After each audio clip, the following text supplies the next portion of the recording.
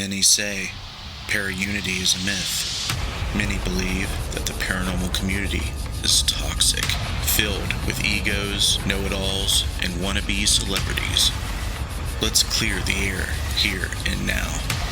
This thing we call para-unity is what we make it. Tonight, let's do something different. Welcome to Necromancer Live. Hello. I'm already failing tonight. My webcam failed. I'm having multiple failures.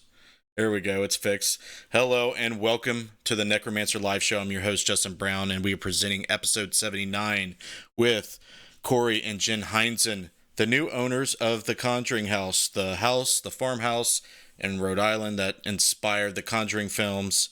And we're definitely going to have 2 hours to talk about all kinds of stuff that's, I'm sure there's a lot of new stuff going on in her life, a lot of drama, crazy stuff, a lot, whirlwind of stuff.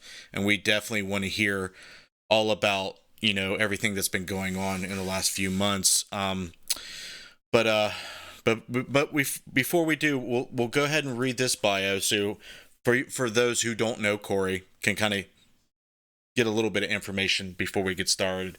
Cory Heinzen has been investigating the paranormal for just around 10 years. He has investigated some of the most well-known paranormal locations across the U.S., such as Penhurst Asylum, Malvern Manor, Waverly Hills, and Eastern State Penitentiary, just to name a few. Cory has made appearances in series that are majorly influenced by people's personal experiences. He has been featured on Scariest Places on Earth, Ghostbait, Rogue Mysteries, Haunt Me, and High Strangeness. He has even stepped out of his comfort zone and expanded his research into other such fields like UFOs, abductions, cryptids, and even the occult. The 16 years he has spent in the U.S. Marine Corps has certainly given Cory a great knowledge base for the equipment most paranormal teams use nowadays. Gear that use infrared, full spectrum light, to using state-of-the-art equipment such as FLIR cameras, millimeters, and tri-field meters. He knows how and when to utilize each piece of gear at his disposal. However, since owning the Conjuring House, the team's investigations have proven that nothing is ever easy in this field. Cory is known for his sense of humor and for his willingness to go into situations that others that might not feel safe doing. He believes in saying, "Don't ever ask someone that you wouldn't do yourself." So without further ado, we're going to introduce Cory and Jen Heinzen. I want to firstly say thank you for giving me 2 hours of, your life that doesn't go, unnoticed. And I really, really appreciate the time you're giving us tonight. You're welcome. You're welcome. So for those that have not seen the show before, this is how it works. I want to ask the questions you have for the people we have in front of us here, but, be patient. We have streaming going on Facebook, YouTube, Twitch, and Periscope. Just give us time, and we will get to the questions. We have Missy Vastine and Jessica Bias on the call to help me monitor the chat. Please stay respectful, be patient. We'll do shout outs. If you want us to shout you out, please at least comment hi or whatever, and we will shout you out and make you part of the show. Thank you everybody for joining us. We're going to get right into it. Cory and Jen, they are muted. Are you kidding me? I don't understand how they're muted. You got to be kidding me. You got to be kidding me. Yeah. But they can't. Here, look. Yeah, this is going to drive me nuts. This is going to drive me crazy. This right here.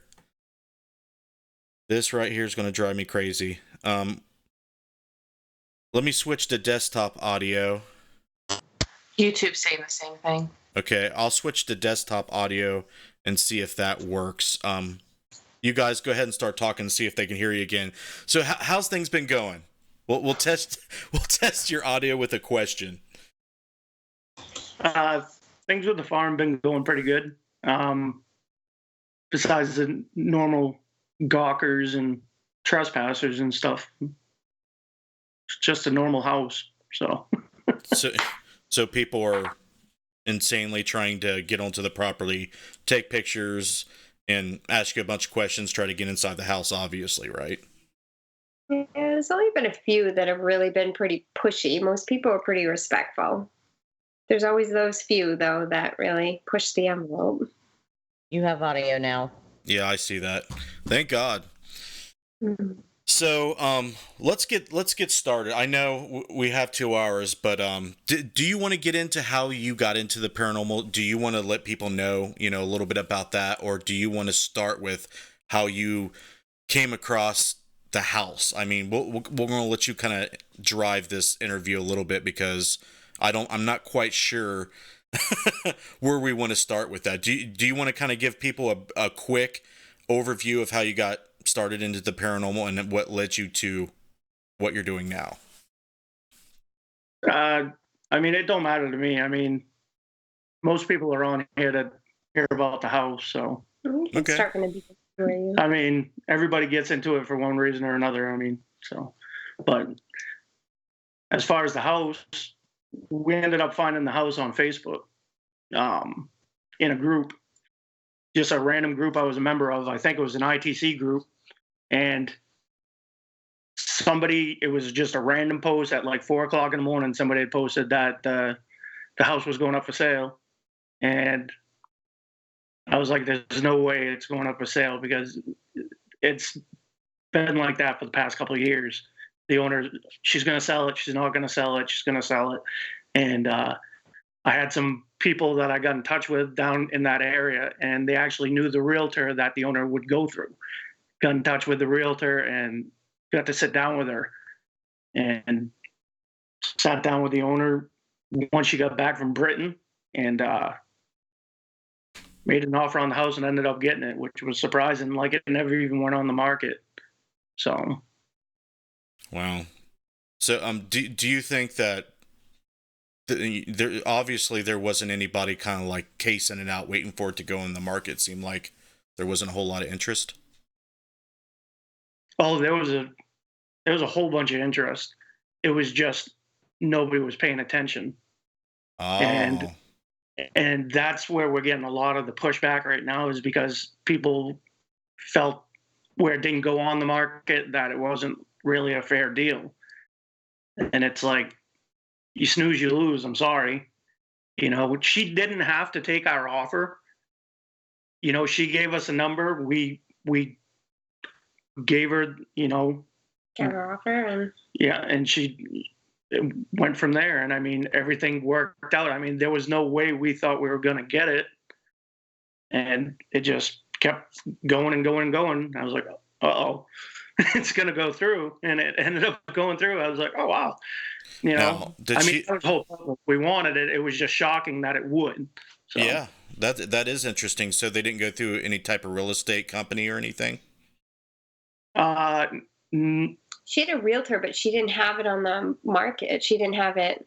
Yeah, it wasn't listed. It was never listed. actually listed. Okay. Like, yeah, do people usually put houses on Facebook to sell? Is that a thing now? Well, I think she was just in a group chat of some sort saying she wanted to. I think she was. no, it was just a random guy. Oh, so it wasn't even. It was just some random guy that had overheard that she was going to sell it. So I was like, there's no way. And not even like a year prior, me and my buddy Bill had walked by the house, just to see it, because it's a piece of history for us. And who would have thought like a year later we'd be living in it? So, Right. So it's fair to say that you guys lucked out. Yeah, very much. yes.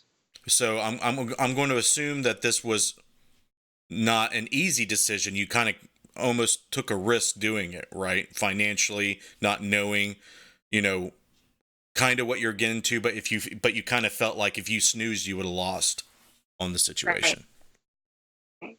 No, absolutely. It was a scary decision, one we didn't think would actually, it's one of those things where you don't want to get excited because you don't think it's actually going to happen, and you think, okay, well, the inspection won't pass, so it's really not going to happen, or everything just fell into place. It was a VA. We took out a VA loan, and with a VA loan, they're very, very particular on certain things. And I was like, this house was built in 1736. There's going to be something wrong with it. Mm-hmm. And all of a sudden, they're like, no, it passed. I'm like, you got to be kidding me. I was like, wow. exciting. Yeah. So what was your thought? Did you want to move in? Did you want to treat it as, a part of a historical landmark? What was your initial goal for the use of the house? we wanted to move in, to be completely honest with you, because I mean, you've been there, oh, this place is haunted, and you show up, there ain't nothing going on, and it's like, seriously. And if once people see what the house looks like, the land looks like, and stuff like that, they'll realize how easy it is to fall in love with the place. Mm-hmm. Because it's a colonial home. It's like, seriously, you walk in there and you expect to see George Washington and all them just chilling in front of the fireplace. That's how old it is. And it's just, we moved down to Rhode Island to see that kind of stuff from Maine, to get that kind of land. I mean, we got a river running through our yard.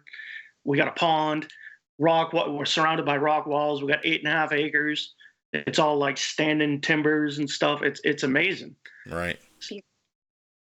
Yeah, that is interesting. It's kind of hard not to want to, make that place your home because of the sheer beauty of it.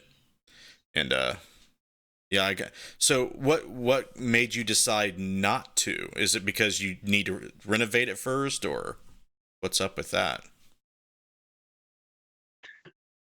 Well, I mean, we have moved in. It's not that we haven't. Okay. Yeah, we have moved in, but to be honest, our son, he's a junior in high school, and honestly, he had the crap scared out of him in there. And, after talking to Andrea and Roger Perrin, when they came up and visited during a Paracon, I think it really struck home to him, because at the time, being a junior in high school, he's like, yeah, I'm going to get all the girls with this place. And, it's just going to be like a pimp house and this and that. And all of a sudden it got really real for him, because we knew stepping into it that, there's a possibility this thing could be real. And then he started having his, things happening to him that he didn't even want to talk about. Like, he was supposed to come down for the weekend, and he ended up leaving. Yeah. Yeah. So Cory's completely moved in, and he's there a lot. He usually comes home on Friday night for football games, and I spend half my time there, half my time here. So it's kind of like we're juggling things right now, but I mean, can you talk about some of the things your son was experiencing? Ghosts. What else would he be experiencing, Justin? Come on. Well, I was wanting to know if you wanted to elaborate on exactly what happened. Obviously, it. Besides the obvious, what was happening. That the audience and personally myself is very curious about what was going on. He woke up. The one night that really did it in for him was, the day we moved in, we had doors opening and hearing voices and stuff like that. And this kid's been in the paranormal with me just as long as I have, and I really thought he was rock solid on stuff like this and nothing was going to bother him. But he had a black mist show up probably around midnight, and it was just hovering right over his head. And, just the way he was describing it, it was the same thing that we had seen before, me and my buddy Bill staying there. And it really, really affected him. But I think it was more along the lines of what the parents told him, because that's how it starts out. It starts out playful, then you start seeing things, and it just gets progressively worse.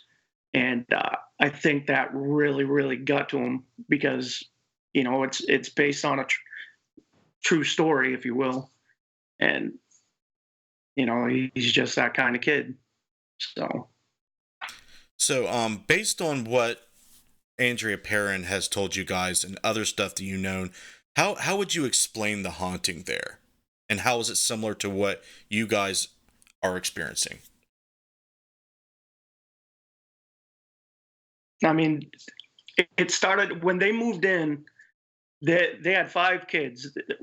The ages ranged from 5 to 12 years old. They were all girls. It was very, very playful. Like it was like always interacting with them and stuff like that. It was nothing malicious. But as time went on, it started to get more intense, if you will. There's actually stories that they don't even talk about in her book, like, and they won't even talk about in public because it was that bad that happened to like certain members of the family, Right. and but it ended up becoming physical. It attacked the mother, um, and it changed the whole atmosphere of the household from what they said. And the thing is like, so many movies you see that based on actual events and stuff like that. But the thing is that these people are still alive that lived during this. The original team that investigated before the Warrens are still around. They can actually talk about their experiences in the house, and the Warrens were still alive. Well, we were at least Lorraine was. So you got 3 different groups talking about basically the same thing. So Okay, so my next question would be, do you feel like it's safe to live there? Do you feel like you can handle it? Do you feel like it's, something you can call home knowing that this happened? So far, we do feel safe. I mean, things have happened in the house, but nothing has happened so far that's made us think that we need to run away. But we're still leery about, what could happen. yeah. So, are you keeping both your homes in case you need a plan B? For right now, we are. While we figure everything out, for right now. Okay, because I'm just trying to understand what what your plans are, because for me, a lot of people would think that you're crazy. Has anybody told you that you guys are crazy for doing this? Absolutely. Maybe a few people. What would be your response to that? I mean, it is what it is, I guess. Yeah. We have a 19-year-old daughter who's up here in Maine who is going to college. So she's staying here at the house, renting it, I guess you could say. So we have as of right now, we're not selling the house here in Maine yet. Mm-hmm. We've got both places to go back and forth to. He's down in Rhode Island all the time, but he's doing more investigations, and I'm helping, but he's doing more than I am for that part. I get to be the watch the cameras and review everything kind of girl. So right now we have both places. We're just sitting in a better position than the parents were, because our kids can come and go as they please. We can come and go as we please. If we feel it's getting too crazy, we could take a step back and get away. The parents couldn't get away. Right. They were stuck there for 10 years. Right. They invested their whole life savings into that. So we're sitting like a little bit in a better position.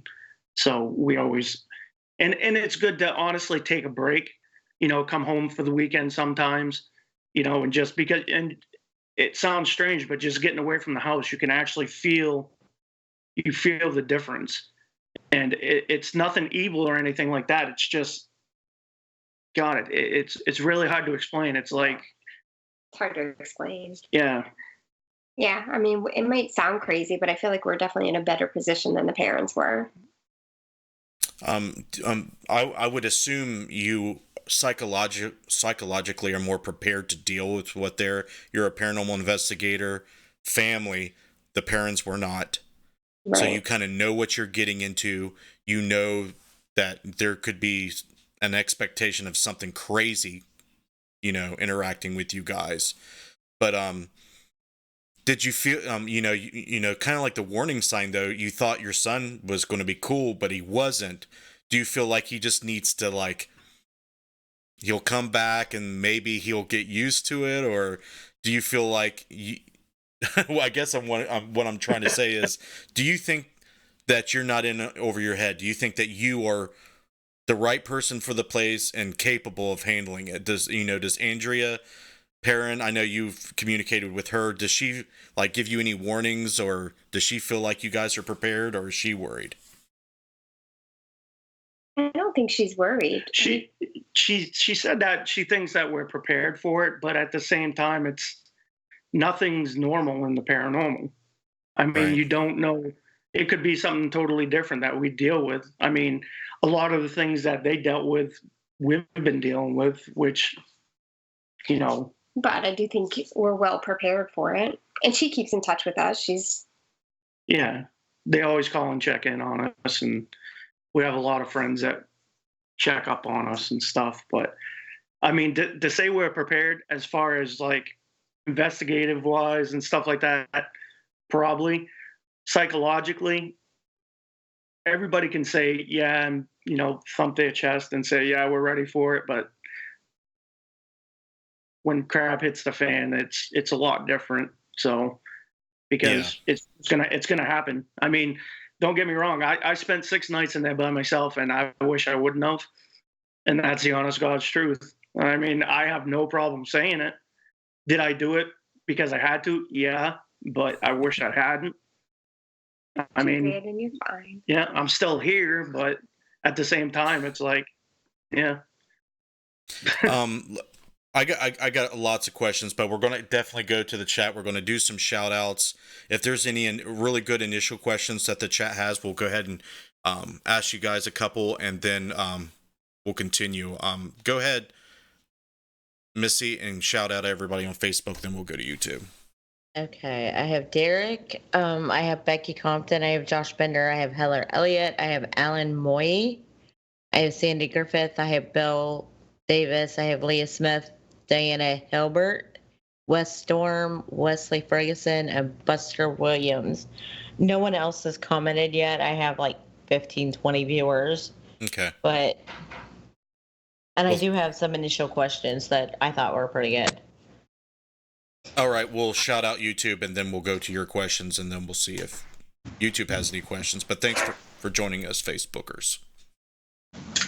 We have Betty, Kesha Gems from Paranormal Enthusiasts, John Huntington, Val, Supernatural Lost Adventures, and Becky Compton. All right. What's the Facebook questions? The Facebook question, do you think the activity is tied to the house and or the Perrin family? What was the question? Do you think the activity is tied to the house and or the Perrin family? Ooh.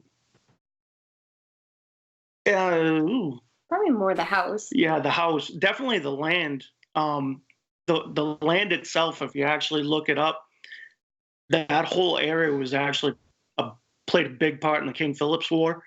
And, just the number of deaths that were associated with that, it surpassed all the wars that we had. They obviously didn't keep track of, casualties back then, but it beat the Civil War, it beat, Vietnam, stuff like that.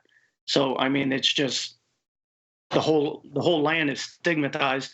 Our neighbors talk about having the same things going on in their house. It's just not as well documented. They actually had taps in there though. So yeah, I definitely say it comes in the house, the land. Yeah. So did the taps team, that wasn't on a show, was it? Actually, taps investigated this farmhouse back in 2005. It was in season 2, episode 7. Did they air so with the neighbor? I don't know if they aired the episode with the neighbor, but they did go out to their house. Okay. Yeah, I wasn't aware that it had been on television before. Any other questions? Have Cory and Jen reached out to anyone to be prepared for the worst case scenario? Like if something happens and they get possessed, or Well, I think is what he was saying. Oh, we definitely have lots of people. oh yeah, we got. Luckily, we have plenty of like really good friends that I know that we could call at a moment's notice and they would be there. Yeah. So Yeah. and it's people we trust, like, you know, not people that are on TV all the time. And Yeah. No, we definitely have enough people to reach out to. We have enough people checking in on us all the time as well. yeah. And I think that's all I have on Facebook. Okay, thanks for the questions. Anything on YouTube? Yes, Haunted by Haunted and WO8 joined. Val had a question. Do they do investigations on the house? Do we do investigations on the house? Yes. Yes. Oh, of course. All the time. Okay, and her next question is, will Justin and the team have a chance to investigate the house? Did they or will they? I think Yeah, Val's asking if Interface Death will be able to investigate. your goal is to open it up to everyone, right? We honestly would like to. It's just as far as there's a lot of red tape that we've been coming in contact with that we weren't aware of, especially where it's a private residence and insurance and stuff like that. I mean, obviously, like, friends can come up and I can have like a giant, you know, supernatural sleepover. Yeah. You know, but you know, as far as opening it up to the public and stuff, you know, it's, you know, we're trying still to figure that part out. Yeah. But yeah, we've let people come in because it's our Yeah, house. it's zone residential, so of course there's the first obstacle. You can't really, you know, run it as a certain type of business, Right. you know, from that angle. And then there is insurance too, which is another issue, like you said. So, yeah, definitely, you know, having people come in privately, you know, friends or affiliates, you know, to see what they think is definitely something that you guys will probably be doing for a while, I would say. Yeah. Yeah. Yeah. It's definitely more difficult than we thought it was going to be in the beginning. So now it's just trying to figure out how we can do it. Okay. WO8 asks, I'm wondering if the energy that you feel, if it's more residual or intelligent. it's intelligent. Mm-hmm. We haven't, as far as residual, I haven't seen anything that screams residual to me yet. Most of our EVPs are all Class A's that we've gotten. It interacts with things after we ask it to. Certain people that come to the house, Yeah, it's, it reacts to people that come to the house. yeah, Especially people that were like, involved in the beginning. yeah, Carl and Keith Johnson. They were members of Pyro, which was a paranormal group out of Rhode Island. This is back in 71, 72.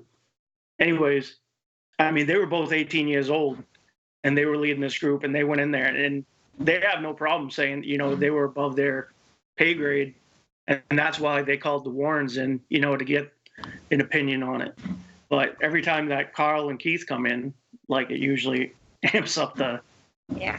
It's usually active at night when Yeah. you leave. especially Carl. I don't know why. It likes Carl a lot. Yeah. By like, do you mean it likes to interact, or what's that mean exactly? We get a lot of EVPs after he leaves, and Yeah. I mean, the house just seems to like him. Yeah, it reacts to him for some reason. It stimulates the how long- haunting. Yeah. Yeah. That's interesting. Yeah. Do you have a theory on why that is? I have a theory, but it's only a theory, and yeah.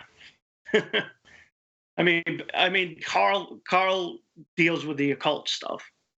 So He's open to it. yeah, he's more open to it. So, it's probably not afraid to, communicate with them and stuff.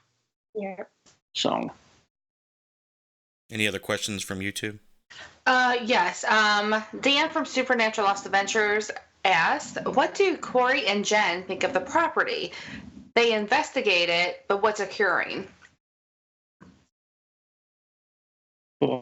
What's appearing? What's Occurring. happening? Yes. Yeah, they mentioned that there's an intelligent haunt going on. So I guess you can elaborate. Is it one entity? Is it multiple entities? What do you think? What have you discovered so far? Probably multiple. I mean, it's multiple voices. Yeah, it's multiple voices. There's one distinct shadow figure I know that we've seen. Yeah. Which, yeah, that was interesting. But it's weird because the previous owner, the husband passed away, not in the house, but he did pass away, and that was like his lifelong dream was to own a farm like this. And a lot of stuff that's been occurring kind of leads us to believe it could be something from him, because of a lot of the stuff that was left in the house. But like I said, they're just theories. I mean, those are. We've had a few names, but not anything that ties to anything that we know of yet. So we're still doing our research to try and figure out if these names are involved anywhere. But it is multiple voices. Yeah. The shadow figure we've seen is a distinct one. Yeah. One entity shadow. So that would lead me to ask you guys one of the very first questions I was thinking to ask. Did the prior owners disclose or share with you any, if at all, any paranormal experiences they endured or experienced while they were there? No, that was, we never actually really even talked about that. I mean, it was kind of, she asked if we knew the history of the house, and we told her we did, but we never really, I mean. Rhode Island, I don't believe Rhode Island has stigmatic law, so it's not required for them to disclose it, even though we knew about it. Right. I mean, she says that nothing paranormal's happened to her in the house. But yet she was on Ghost Hunters. Right. And I think it's just because, I think especially after the movie came out, and I think it was a lot for her to handle. It was too many people trying to trespass and get in. And I just think that there's a lot to the story behind the story that honestly, like, you can look it up online. Like, I'm not gonna get into it because I honestly don't know like the ramifications or anything like that as far as like law and stuff. But there was a lot that went on with the movie being filmed and stuff, and the owner of the house at the time. So, there was a judgment. There was a lawsuit against Warner Brothers by the former owner that she won, but there was a reason for the lawsuit. So. But yeah, I just think she does claim that, she does say that nothing's happened in the house, but she also, if you looked at older videos, interviews and other things, she talks in the past about things happening to her. So I don't know.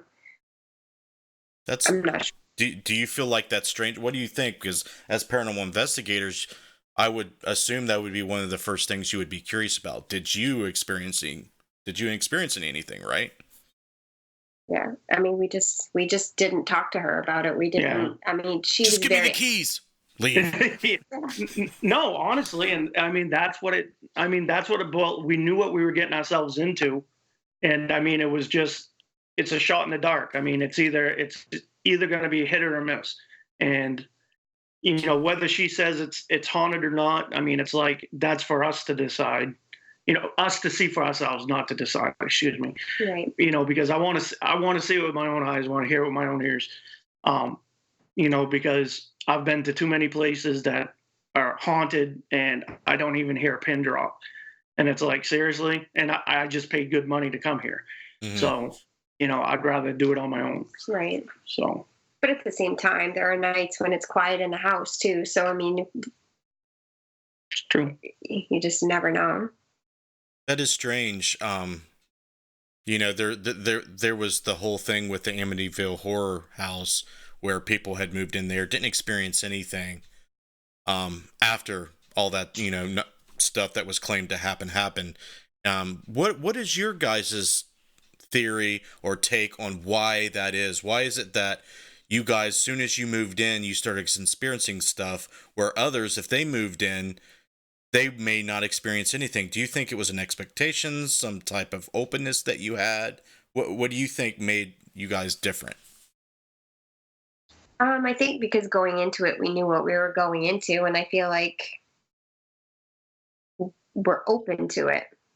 I think that Won't call it like hypersensitivity, but I mean, I feel that spirits like know people that are open to it, and we're not afraid to try to communicate and stuff like that. So right. I think it was just more willing. I mean, honestly, when we walked in there the first time, it was like the previous owner had kind of secluded herself to one side of the house. And like the rest of the house had been like just basically forgotten about for, I won't say how long, but it was quite a while. Yeah, I wouldn't say necessarily forgotten about, just kind of Neglected. unlived in. Yeah. I'm sure she went through it. It just, I don't know. Yeah. It was like and I mean, she'd been there since '83, so. That's a long time, man. That's a really long time. Yeah, those things, are the reasons why we try to investigate the paranormal, is to kind of understand it more, try to figure out why it happens in the first place. Maybe how we can, a lot of us try to stimulate the environment, try to see what will trigger it to happen so we can study it more.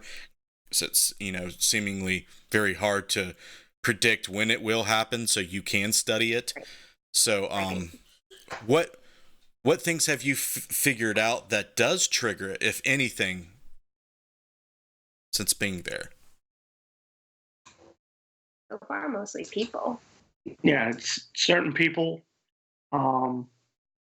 Spirit box sessions usually will. John Huntington usually whenever he opens up a spirit box session, like it's nonstop.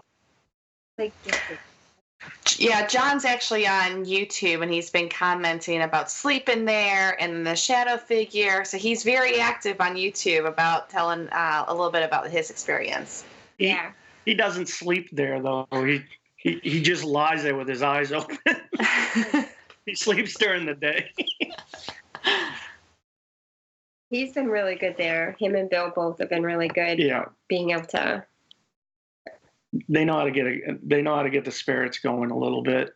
Usually, spirit boxes get them going. Bill's had it to the point where he could just walk in and say, "Hey, can you move that baseball that's sitting on the chair?" Does the baseball just whoop off the chair? It's like, are you serious? So, Do you try to capture any of this? oh, we have everything on film. Oh my Yeah, gosh, camera- there was people camera. asking if you had captured anything yet on film. Yes. We got that place hooked up like Big Brother. Is there anything that you could show? Unfortunately, we are not allowed to show anything until after Halloween. Contracts. Contracts. Yeah, they get you every time. Yeah. That's I unfortunate. mean, do we have a smoking gun? No. I don't think we have a smoking gun, but we just have things that are just, Exciting for us. yeah, exciting for us. I mean, I'm pretty sure people will be like, man, that's pretty peculiar to happen. The same book getting thrown off a bookcase twice. Yeah.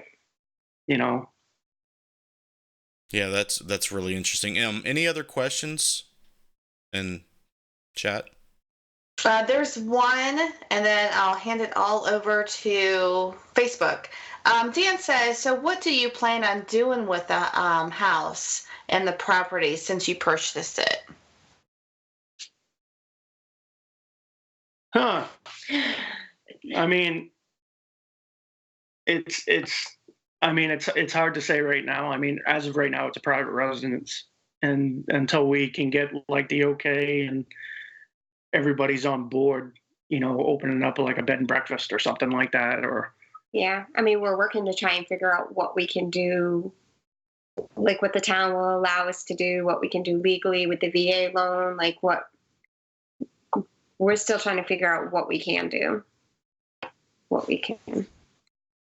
we're allowed to do, I should say. we want people to experience it, because there's no reason not to let people experience it. But until we can do it legally, we just hold on tight, please. Yeah. Anything on Facebook? I have two. Have you had them wake you up or feel the spirit sit or lay on a bed? Wake us up, yes. Yeah. Not really feel. No. Feel like they're staring at you, but Yeah, has John or Bill, did they? I think John may have had the bed shake. Yeah. I can't remember. There's been a couple nights like it sounds like an explode. Like there's some weird stuff that I've never heard of anybody experiencing, like flashes of light. And when I say flashes of light, it's like somebody standing in like the corner of a room with like the old school flash bulbs for a camera, and it just goes off, and then you just see this little bright blue orb floating around, and then it dissipates, and then it pops. And we'll get those in different rooms, and you'll get like a couple flashes. You'll get like a flash, and then another flash, and then all of a sudden it'll go away. The flashes are weird because Yeah. the flashes are kind of all over the place. We can catch it from a camera, Yeah. from a different room, but it's like the flashes on the wall, and then it's on the floor, and then it's on the side of the bed, and then it's, But it'll kill the camera that's in the room. yeah, it's weird. Yeah, So- it almost sounds like what was in Sir No Face, where they would get those Yes. flashes. Yeah, exactly. When they discovered that he was an officer. Now that you say that, you're right. But it was just like that. I mean, it's just that bright. Like, and I never physically seen it like face on. It was always like I was always back to, but it would light the room up. And I mean, it's bright. Yeah, that's actually pretty cool. Yeah, I'm sorry that their screen is frozen. There's I'm here. I'll tell you what. I'll be right back, guys. I'm going to drop the call and be right back here. This usually fixes it. He keeps hanging up on us. Yeah. I had to refresh your video froze again. I've only had to do it once in 45 minutes, so I'm pretty happy about that. Well, unblur your background. No, I want you to keep looking at it. No one has to see it but you guys. Okay. Fine. Next question is there positive activity or does it feel negative? The movie portrays the activity as negative, but is that true? It's positive. I mean, it feels positive. Yeah. It feels, Nothing feels negative right now. Like it interacts with us fine. It doesn't try to like. I mean, it's pinched you or grabbed your side. yeah. But nothing. Like it wasn't nothing vicious. But people have been attacked by the entities there. Yes, people like in the movie, like, but it started off like what we're experiencing right now. So we're always leery that it's going to, I mean, you always have that in the back of your mind, but we haven't had any experiences ourselves that has scared us. The only thing that was the growl that Maddie heard. Yeah. That was it. That's the only thing that I would even remotely. Well, your mom heard it too. Did she? Mm-hmm. But even then, nothing's happened since then. And yeah. Do you feel like that's because something angered it? It's not because it's just out to get anybody and everything. You think maybe it was attacking the mother of the parent family because it was provoked to do that, or it just angered it in some way? I don't know. I like the theory that it wanted to be like not the mistress of the house, but how did they? Like the mother figure of the house. It wanted to be the mother figure of the home. Like it wasn't like the witch or anything like that. It actually wanted to take the motherly place in that home. Like it was always nice to Roger. Sometimes it would get upset with the kids, but it always went after Carolyn. So I'm gonna have to go out and come back in again. Sorry. This is getting pretty annoying. Hopefully, twice in 46 minutes. Yeah, hopefully that stops doing that. But that's interesting that it wanted to take the place of the mother figure. That's really odd. It kind of gives you some information about the entity. You can kind of infer what its motives are. Maybe there's a power struggle there. Maybe it was once the mother or the head female of that location, and she feels like insecure or she feels threatened by another female head house member, and there's a power struggle. Yeah. But so far we haven't felt anything like that. Sleep tight, Jen. You're next.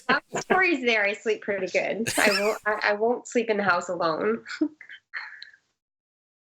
Ever? That'll be a future episode. No, that will never happen. Yeah, sorry guys. Their video keeps freezing. I can't stop it from happening, but we're hearing the audio, so hopefully it quits happening. But I'm not going to constantly keep going in and out of the call. That's pretty annoying to the guests. So sorry about that, guys. There's not a whole lot I can do. Is there any other questions for Facebook, Missy, or did we get them all? Yeah. Someone asked, what do you think the flashes are? No idea. It's the weirdest thing. Yeah. It's like an air burst, like an energy burst almost. I mean, that's the only thing I could even remotely. I don't know if it's just their way of communicating. We can't figure out. I mean, it's almost like a tear, and like at the end of Poltergeist when the house goes into like it crumples in on itself, and then it's just left with that little tear and friggin' time and space. Yeah. That's all I could think of. But I mean, it's just, I mean, until you see it, until you witness it yourself, I mean, it's just, it's crazy. It's weird. Yeah, it kind of reminds you of something interdimensional happening. Yeah. We may never know. We may never Probably know not. what's causing it. Is any psychic mediums that you know of has shed any light on anything that we haven't been able to figure out through investigation? Not that I'm aware of. Like we haven't had any psychics in there yet. Yeah, we haven't actually had anybody come in and sit down and like Read the house. I know Andrea Perrin, she advertises that she's a metaphysicist, right? Is she? Yeah. I feel bad if I'm like, is she? Well, I know she does the UFO encounters, like she Yeah. I could be wrong about the psychic thing, but I'm I pretty mean, she sure. might be sensitive. Sensitive? She might be sensitive. I guess Okay. everything she's told us, we just feel like it's. I mean, but she She knows the house so well. yeah, I never thought of she it as- lived there for, she dealt with it. So, I just shouldn't say I assume, but I guess, yeah. And she loves coming to the house. I mean, she Yeah. herself doesn't feel any negative energy when she's there now. So that makes us feel good. Okay. So, do you plan on having any psychics come in to kind of get that angle? See if it's useful? We should. I think we were just kind of doing our own research and investigations first, but that's definitely something we will do. Yeah. I mean, the scientific standpoint, like, I kind of just didn't want anything to make us steer in a different direction before we investigated first. You know what I mean? Like, we didn't want somebody to come in and give us an idea already put into our head before we investigated. Yeah. Not that, the films have already done a lot in that regard, right? Yeah. Unfortunately, yes. Yeah. Yeah, I'm curious to know if you guys do what I would suggest you do is I mean, it's impossible to have somebody not know about the Conjuring House, right? Like, to find a psychic that doesn't know anything about it. I guess it's possible. It's probably going to be pretty hard, though. But I would try to find someone who was reputable but didn't know anything. Right. We might be able to find people that haven't actually watched. We do know people that haven't actually watched the movie yet. Well, the thing is that the house doesn't look like the house is in the movie. Not at all. So you could theoretically bring somebody in there that doesn't know where they're at. Not only that, is we've done our own research. Unless they're a real psychic, of course. Well, and we've done our own research as well as other people have tried to help us research as well. We haven't actually, the whole story with Bathsheba, we haven't found anything that even ties her to the house whatsoever. The hanging in the tree, like we can't find anything that says any of that's ever actually happened anyways. So I think to even have somebody come in, I really don't think the movie itself is going to give them an idea of what really happened anyways, because we're not sure that follows the storyline anyways. Yeah, it seems to me like the movie pretty much only took things that, Lorraine Warren had said. I read somewhere that Lorraine Warren said that they were accurate, that she was there on set to make sure it was accurate. Is that baloney? We can't find anything. We've looked through historical. Well, no, as far as Lorraine being on set, I heard the same thing. I mean, I don't know if that's true or not. Mm-hmm. Was that the story's accurate? Yeah, she was on set during the making of the movie. Yeah. And like everything was 100% accurate. And I mean, that the biggest thing is like we didn't buy it to get into like a he said, she said thing, because, the Warrens say one thing, the parents say one thing, and we didn't want to get like involved with that whole hubbub. We think that everybody has their stories. Yeah. It's part of the history of the house. Mm-hmm. I mean, it's an individual's perspective. Yeah. Just because I see something and I witness something doesn't mean that's going to be the same thing that you witnessed. Right. Like just when we bring up the shadow figure, we were both laying in the same bed, saw the same figure, but she saw a different portion of the figure than I did, but we're side by side. I mean... Well, it's because you saw really only the top half, and I saw... Look, I'm just saying. Good Lord. You get better eyes. You serious? 2 hours? Two? Yeah. Can you do it? We're going to push through. Yeah, we're about ready to take a break. I did see Heather Elliott ask if you guys have experienced anything that Andrea Perrin or any of the her other family members have experienced, like anything the same. The Shadow, the mist, the black mist, and the light flashes.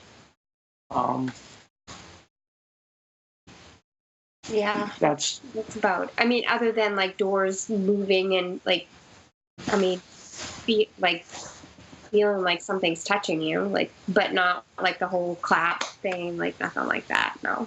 Yeah. Of course, we haven't tried playing that game yet. So not gonna try playing that game. Why not? It would be fun. We'll have to get a couple drinks in him first, but it would be fun. Mm-mm. Yeah, I can understand the feeling reluctant to push certain things, because if you're going to sleep there, the psychological issues that would come about, trying to relax, trying to feel safe in the most vulnerable time of the day that you could possibly be, can be very hard to do. A lot of people won't understand until they're in those situations. And I know me and my team, we've spent the night at a lot of places, with similar stories. And sometimes it can be, depending on what you fear can happen, it can be very, very hard to sleep. But what we're going to do is we're going to take a break. We'll give you about around 7-ish minutes to go to the bathroom, get something to drink, or anything like that, and we'll continue for the next hour. So guys, don't go anywhere. We're going to do some video promos, run some ads, and we'll be right back with Cory and Jen Heinzen and try to discover more about what they've experienced, what others experienced when investigated there, and just, relax and have a nice chat, because, I've talked to Cory before, I've had him on the show before, and they're just really nice people, so we want to make sure that we have fun and enjoy our talk. But feel free to get a drink yourselves, go to the bathroom, but please don't go anywhere. Share the live stream. Make sure everybody's joining us and having fun. We're going to run some ads real quick, and we will be back in a moment.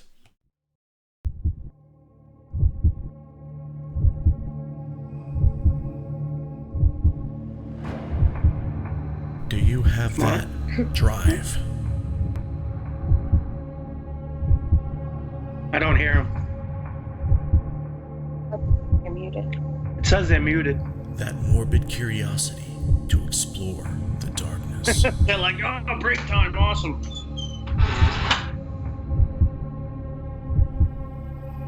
Do you have what it takes to brave the night? You do? Good.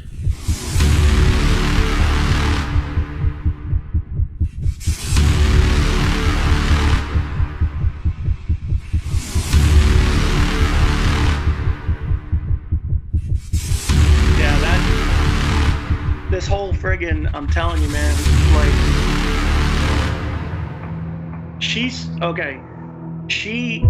the previous owner, for those who they are afraid, signed a contract with her to film this movie at the house it happened at.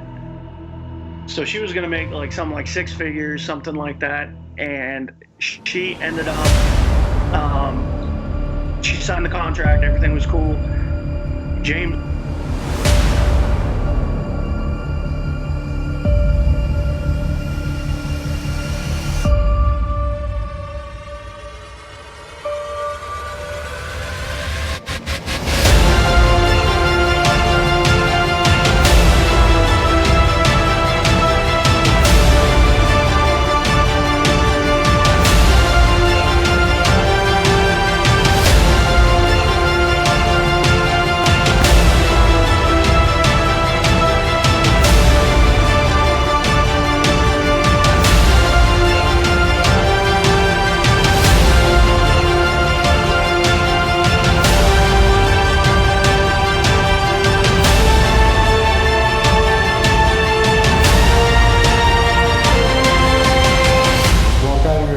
I'd like to see you.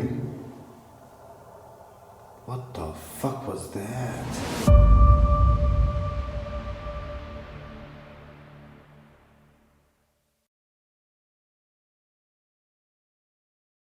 On Saturday, November 30th, take your journey into the supernatural into one of Ohio's most wicked jails. Built in 1889, the old Licking County Jail was home to its fair share of dangerous inmates, leading to 14 inmate deaths as well as 4 sheriffs. These violent deaths inevitably led to the closure of the jail in 1987.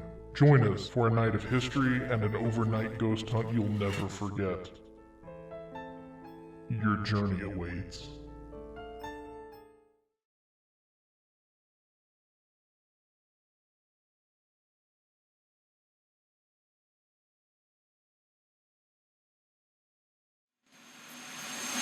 Something that I picked up prior on the photos that I've seen, I keep seeing a badge. It feels like some kind of tightness in the chest. So it feels like he possibly could have passed away from heart or lung issues, but I don't know if he was an officer here or some kind of badge. I'm trying to figure out how to explain it, and it's just so overwhelming. It's just, it's a lot of.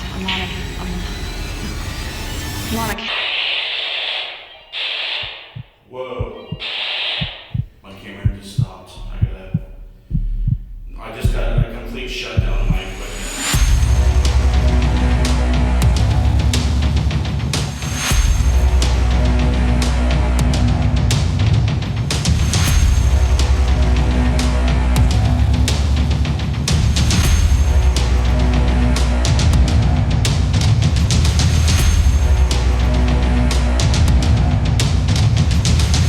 My main story when I first started here, that's where I saw the mass, was in the basement doorway. Showers in prisons feel weird. More happened in there than people getting clean. Doesn't matter what floor you're on, what room you're in, you can get interaction.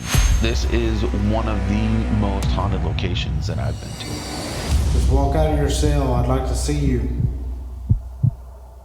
What the fuck was that?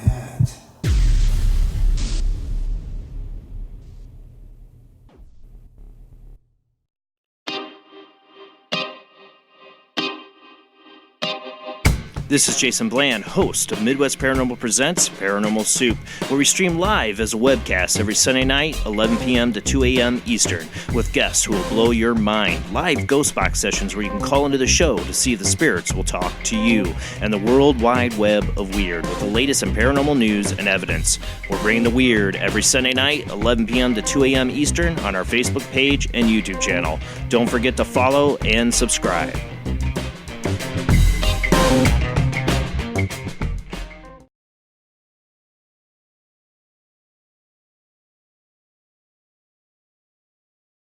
All right, guys. Well, we're going to go ahead and commence the show. Looks like everybody's back in front of the cameras. We have their video for the time being. Let me unmute this so we can hear you guys. Sorry, I forgot to mute the desktop audio when we went on our break, so Cory was narrating our video ads there for a second. But if you're just now joining us, guys, we're here interviewing Cory and Jen Heinzen, the new owners of the haunted farmhouse that inspired the Conjuring films. And so far, it's been interesting. They've told us, how weird and crazy it is to just hang out in the house, how it feels to sleep there, what they've experienced so far. I'm curious, what things have been happening as far as the attention you get from owning the house of this type that you didn't expect? Like, what are you dealing with that's like that you didn't expect? Do you want to answer that one? No, go ahead. Jen's face. She kind of answered it. Well, I guess I didn't expect people to. I guess I can't go into too much detail because I don't know what I can say legally now.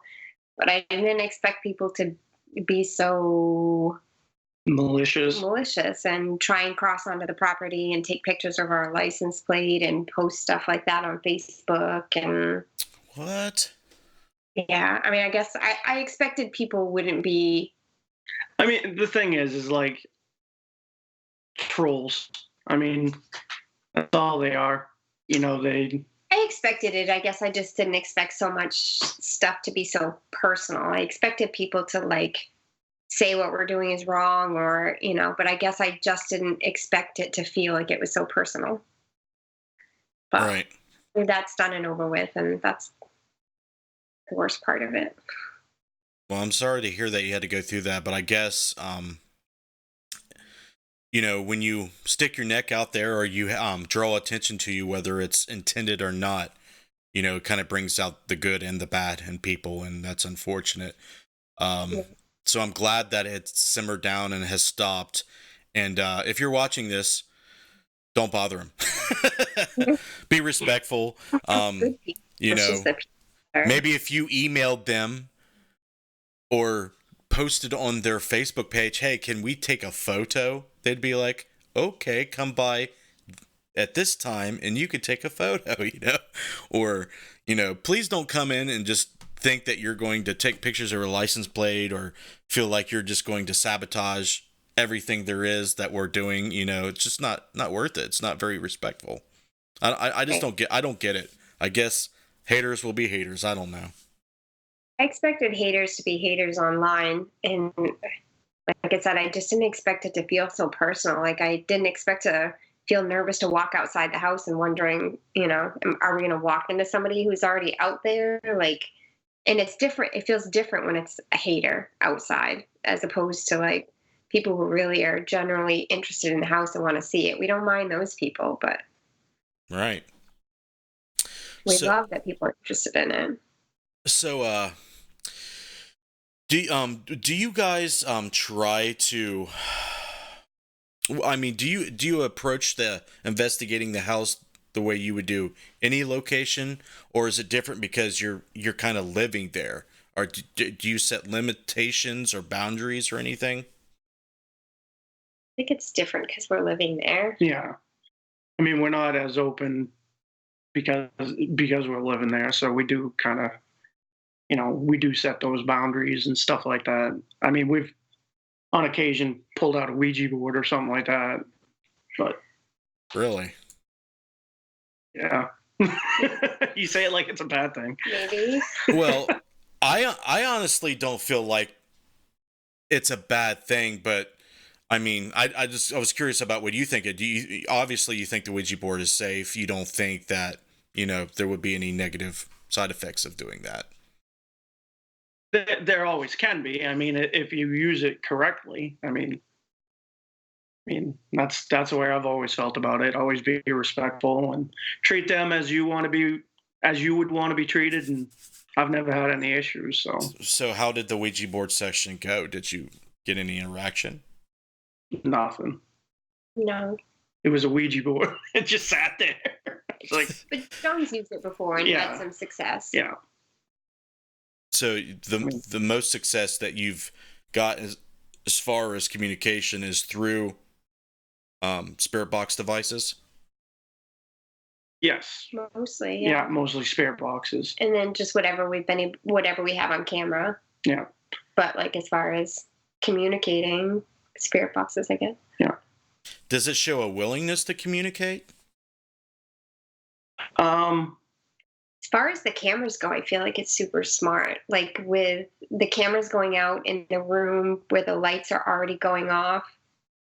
And there's been a couple times where, for instance, Cory hung a picture in a specific spot in the house and walked away. And when we came back, we heard a thump, and we came back, the picture was not even close to where it should be. Like it was completely sideways in a different direction on the floor, upside down. And we tried to review it on cameras, and it's two cameras facing towards that, but it's right in between where I just feel like it's very intelligent. There's certain things that are just off the camera where you can see just the tip of what happened. It's, as far as the cameras go, I feel like it's pretty intelligent. So, messing with us. So it's trying to do things off camera. Yeah. I just think it's aware of what's going on. And like sometimes it doesn't mind, and it'll show off at the camera, and then other times it's just like, I'm just gonna mess with you guys just a little bit to make you guys cringe. Yeah. And it's like, oh. And then sometimes we'll go a week where absolutely nothing will happen. Yeah. It's like, are you guys sleeping or? Yeah. Yeah, that is strange. Do you feel like, I'll ask you about how you feel about the house and maybe haunted places in general. Do you feel like there's this strange unpredictability, or maybe even the paranormal realm, the spirit realm? Is there some type of strange phasing in and out that occurs that seems random, or do you feel like it comes and goes for certain reasons? Do you think it's predictable? No. Well, it's hard to say. Like, I almost think like things are happening, but it's because we live there, we become so complacent sometimes, and we just don't do the diligent work that we should be doing as investigators. As we did in the beginning. Like when we first got there, we were like a kid in a candy store. It was like we're all over the place. We're like, oh, watching over videos, you know, like every little thing that's going on. And then after a while, it was just like, all right, you know, whose turn is it to look over the DVR? And it just complacency kills when it comes to this place, because I'm sure there's a lot of stuff we've missed. But I don't think it's been predictable so far. Not predictable, no. Yeah, so I guess it is kind of random. Yeah. Carl's there. Yeah. Diane, or I don't know if I'm saying her name right, Delane. She asked if you have any pets that react to spirits there. We've had people that have brought their dogs, and I think maybe only 2-3 dogs, maybe. Yeah, we've had service animals. We had that one lady. We had one lady that came from the Paracon. Had a shepherd that she brings to like all these haunted locations, and she's never had her dog act like that. I mean, the dog didn't freak out, but the dog just kept whining and whining and whining. So she had to bring them outside, which that was kind of disheartening because we love shepherds. Yeah, love dogs. So do you feel like that there's any weird behavior of the animals that live around the property? I mean, we got turkeys that run around and stuff like that. The prior owner, like I was talking to I think it was their son, and he was saying that they had animals that died of like weird diseases and stuff like that, and they were like one after the other and stuff. And I'm not saying it's related or anything. It's just weird circumstances. But I don't think the animals, I mean, we've got turkeys, we get the groundhog, deer are always outside. I don't think they act weird or anything like that, no. Yeah, I'm just curious because I had read somewhere where there's a foundation near the property that has activity going on. Is that right? We don't really know. We've yet to find the foundation. Yeah. But I do know that in Andrea's book, she talks about where it's placed. So that's our next venture, is to see if we can get out to where she describes it as. Now that foundation was actually, that was the original farm when they were building this main farm. It was deeded in 1680. So that was the original farm. This farm was completed in 1736. So. Have they talked about it being haunted there? It wouldn't surprise me because we've had stuff happen outside as well. Yeah. That's why we think it comes from the land. I don't think it's just the house, so that wouldn't surprise me. Like what kind of stuff? Just random. I got out of the truck one day to open up the gate, and a woman behind me said hello, and I turned around to talk to her, and there was nobody there. I mean, it wasn't just a whisper. It was loud enough where I really thought someone was standing there. And that happened to Bill and Joe. They were sitting in the command area watching the videotapes, and they said the door was kind of open to go outside, and the same thing, they heard a woman's voice say hello, and just as it did, it was like an energy spike, like everything in the house, just like the light, like they said, it was insane.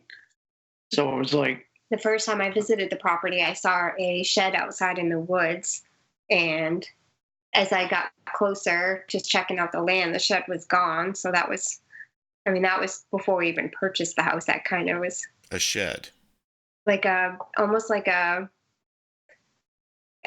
don't know, like an old outhouse shaped shed, it wasn't very big, not like a big old wood shed, but like an old, like wooden outhouse shaped shed, and then it was gone.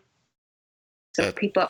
I've definitely heard my mother talk about things like that. She grew up on a haunted farm, and she would talk about when her and her sister would be, playing in the woods, and they would see a house that they never noticed just there in the woods, and they would go check it out, freak out, or like, what the hell? We didn't know this house was here. What's going on? And then when they would leave and come back, it would be gone. Yeah. So it's kind of interesting. You can almost speculate that maybe around in that area, or maybe just concentrated on that farm, there's some kind of weird interdimensional phenomena going on. Like maybe you're slipping into a whole other parallel universe. Yeah. It's interesting. It's creepy but interesting. Yeah. I guess that's your guys' forte. Your mind for a minute, though, because you're like, I swear that was just there. No, she honestly, like, she's not somebody to make stuff up. So when she said it, I was like, what are you talking? Like, and I'm looking around, I'm like, are you sure? You know, and it was there, and then it wasn't. Did it seem like it was the same structure or the same date as the rest of the farm architecture? Yeah. Because the only thing I thought when I saw it is it's a weird placement for it. Like, I mean, it wouldn't have shocked me to see something like that on the land. The only thing I thought was, well, that's a weird place to have that, because it was in so the far woods. Away from everything. Yeah, I mean, it was literally like in the woods. It's not like it was next to a trail. Like, you know, there are some wooden sheds that are up by the house. This was smaller, but the only thought that went through my mind is weird placement. So I just kept walking to the open land and just checking everything out. And then when I thought I should go closer to the shed just to kind of check out why is it weird in a weird placement, it just wasn't there. That is freaky, man. That's crazy. That's almost crazier than seeing a freaking shadow figure or something, right? Like, there's a house, but then it disappears. Yeah. That's crazy. And like, this was before we purchased the house, so. Yeah, I'm sure we got a few questions in chat, and John's still, giving us some information. He said, I had a girl say a name when I was in the shower and I was alone. Yeah. He talked about a lot of female voices that he's heard. Yeah. Must be that dominant female figure that wants to take your job, Jen. No, not happening. Do we have any questions on Facebook or YouTube? I have a bunch on Facebook. Okay. Derek asked, being the house has a dark history, how do you intend on making sure other investigators don't do things to conjure up new things while investigating? I mean, ask them not to. I mean, that's. I mean, to be honest with you, I mean, it's like any other location that you go to. I mean, we sign waivers and stuff saying, "Hey, don't do this, don't do that," and hopefully people will be respectful enough to. Yeah, exactly. I mean, we'll have cameras on in the general areas, anyways. We'll always be at the house. Yeah, so. We can kind of, yeah. So any animal sacrifices and stuff will have to be put on hold.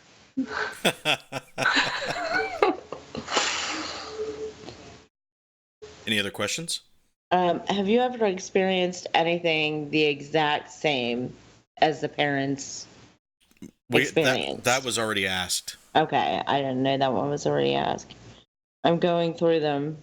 Jess, do you have any? Yes.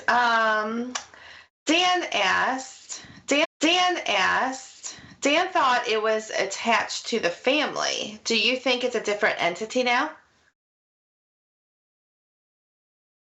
I feel like it could be, because it doesn't.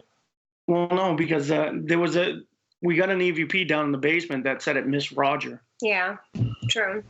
But we can't tell if it's male or female. True. It's hard to say. I mean, it's mimicking a lot of the things that the parents went through. So. Yeah. I mean, we don't feel that yet. We don't feel that it's an evil entity. Yeah. Yet. But that's that's why we're always on edge, and we're always, keeping an eye on this stuff, but we don't feel anything. I don't know, because I had read somewhere that it had followed them. Or were they having issues when they moved? Yeah, didn't they? I never thought that. I never asked her. Nah. Could be something we could Yeah. sit down and ask her. Val asked, have you had experiences in the house that was similar things to other places that you investigated at before? I mean, besides like the knocking and the black mist and stuff, I've seen a black mist before down at God, where were we? Bobby, the Wolf House. We saw it at the Wolf House. But yeah, I mean, it's kind of along the same lines. It's just it's more personal, where it's. I mean, the EVPs are more intelligent, Yeah. I mean. more personable. Yeah. So. Yeah. Okay. William asked, how much property comes with the house? Have you snooped around with a metal detector around outside? And have you done any Aerial any photography. kind of No, I haven't scribbled and I haven't written down, so I don't know where it is above. Like ground testing around the home. If so, what are the results? Sorry, I have it scribbled and I know it's way up there. No, that's okay. It came with 8.5 acres. As far as metal detector, we started to do some metal detecting. It's weird because we're getting a lot of anomalies.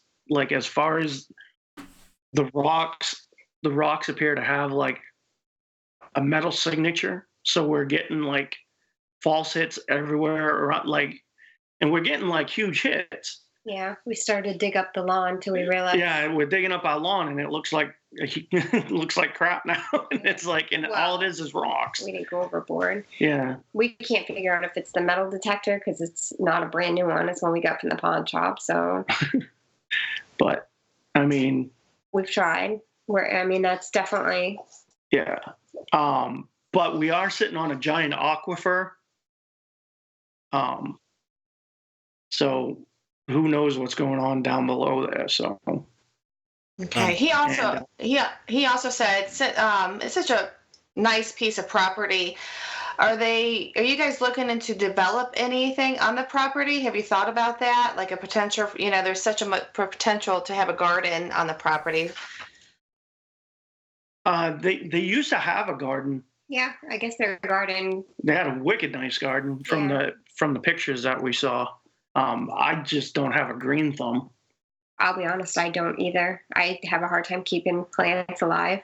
I'm not that I'm not good at. And there's a lot of critters that, we'd be. Oh, sure. Trying to keep those out, like. I'm sure it's possible. Yeah, absolutely. Yeah. I have a couple more questions, but see if Missy if she has any. So I'm not taking a. Are there any known family graves nearby? Family graves? Now the family that built the house was the Arnold Richardson family. They owned the house for 8 generations. Their family plot is probably about a mile away, down Old Brook Road. I don't know. I can't remember the name of that. But it's on private property. It's on private. It's so weird how Rhode Island has some of the strangest cemeteries.